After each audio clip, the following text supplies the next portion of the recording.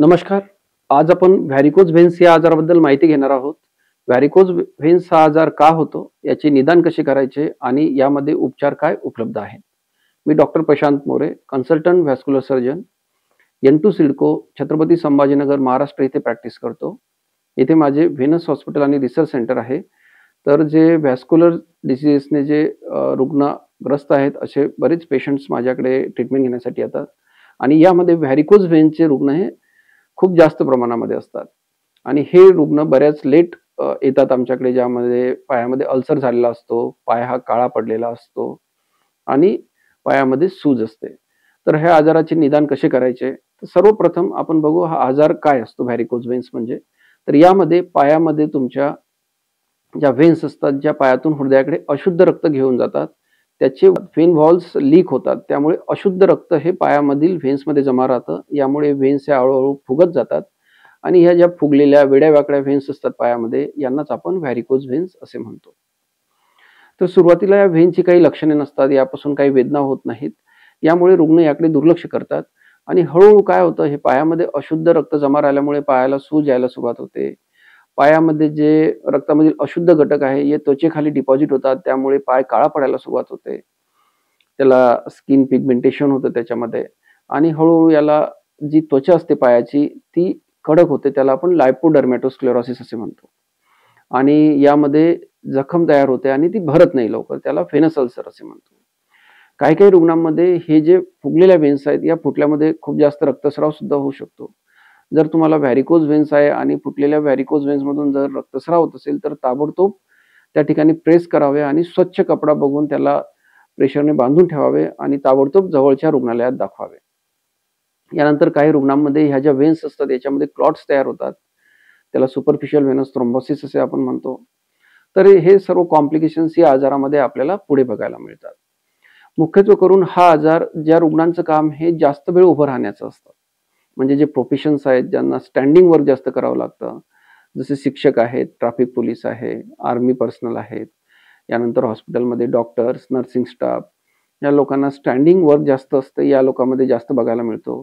ज्यांचं वजन जास्त असेल, प्रेग्नन्सीमध्ये जेव्हा गरोदरपणामध्ये असतं, मध्ये काय होतं की जे व्हेन असते पोटामधली मुख्य व्हेन, त्यावरती दबाव आल्यामुळे सुद्धा व्हॅरिकोज व्हेन्स तयार होतात. तर ही काही कारणे आहेत व्हॅरिकोज व्हेन्स होण्याची. तर व्हॅरिकोज व्हेन्सचा पेशंट आपल्याकडे आल्यानंतर आपण त्याचे निदान कसे करतो?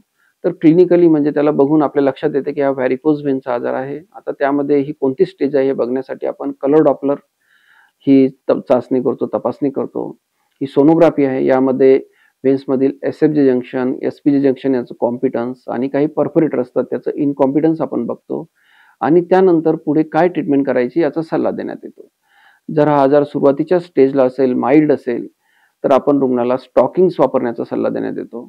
स्टॉकिंग्समध्ये क्लास 2 व्हॅरिकोज व्हेन स्टॉकिंग्स ह्या सजेस्ट करण्यात येतात. यामध्ये गुडघ्याच्या खालच्या स्टॉकिंग्स आणि गुडघ्याच्या वरच्या स्टॉकिंग असतात. तर ज्या गुडघ्याच्या खालच्या स्टॉकिंग्स आहेत, त्या सफिशियंट असतात जर माईल्ड डिसीज असेल आणि कुणाला गुडघ्याच्या वरती फुगलेल्या व्हेन्स असतील, तर आपण त्यांना अबोव स्टॉकिंग्स देतो. यानंतर जर पेशंटला जास्त लक्षणे असतील, संध्याकाळच्या वेळेला पाय दुखत असतील, पायामध्ये क्रॅम्प्स येत असतील, रात्री जे आहे झोपल्यानंतर पायामध्ये क्रॅम्प्स येतात, संध्याकाळी पायामध्ये जडपणा वाटतो किंवा पाय जर काळा पडत असेल, यानंतर पायामध्ये व्हेनस अल्सर तयार होत असेल, तर अशा रुग्णांना आम्ही लेझर ट्रीटमेंट करण्याचा सल्ला देण्यात येतो. या आजारामध्ये laser ablation of varicose veins ही ट्रीटमेंट केली जाते. अगोदर यामध्ये टाक्या चिऱ्याचं ऑपरेशन व्हायचं, ओपन ऑपरेशन. यामध्ये स्ट्रिपिंग करण्यात यायची, जी डायलेटेड खराब झालेली व्हेन आहे तिची स्ट्रिपिंग करण्यात यायची आणि टाके चिरे पडायचे. परंतु आता जी लेझर टेक्नॉलॉजी उपलब्ध आहे या आजारामध्ये, यामध्ये टाके चिरे पडत नाहीत आणि एका छोट्याशा कॅथेटरमधून ही पूर्ण शस्त्रक्रिया होते. यामुळे जी पोस्ट ऑपरेटिव्ह पेन आहे, म्हणजे सर्जरी झाल्यानंतर होणाऱ्या वेदना पेशंटला जास्त होत नाहीत. यानंतर टाके कोणते पडत नाही, चिरा पडत नाही. पेशंटला जास्त वेळ रुग्णालयात थांबण्याची आवश्यकता नाही आणि 2-3 दिवसामध्ये पेशंट आपला सुरळीत जे कार्य आहे, काम आहे सुरू करू शकतो.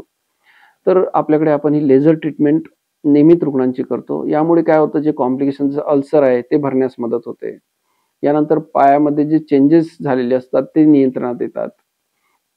तर ह्या आजारामध्ये लेझर ट्रीटमेंट करण्यात आले. यानंतर फोम स्क्लेरोथेरपी जर काही प्रमाणात व्हेन्स असतील तर त्यामध्ये जास्त वाढलेल्या नसतील, काही प्रमाणातच असतील आणि त्यामध्ये वेदना वगैरे होत असतील, तर आपण एक फोम स्क्लेरोथेरपी करतो. यामध्ये सोडियम टेट्राडेसिल सल्फेट आणि पॉलिडोकॉनाल यासारखी औषधं वापरण्यात येतात आणि ही डे केअर प्रोसिजर आहे. लेझर ॲब्लेशन सुद्धा ही डे केअर प्रोसिजर आहे. तर ह्या डे केअर प्रोसिजरचा फायदा हा होतो, की रुग्णाला कमी त्रास होतो, लवकर रुग्ण हे आपले काम सुरू करू शकतो. तर ज्या रुग्णांना या प्रकारचा आजार असेल, त्यांनी लवकरात लवकर डॉक्टरचा सल्ला घेऊन त्यानुसार आपली ट्रीटमेंट करून घ्यावी. म्हणजे पुढे होणारे जे कॉम्प्लिकेशन्स आहेत, हे तुम्ही टाळू शकता. धन्यवाद.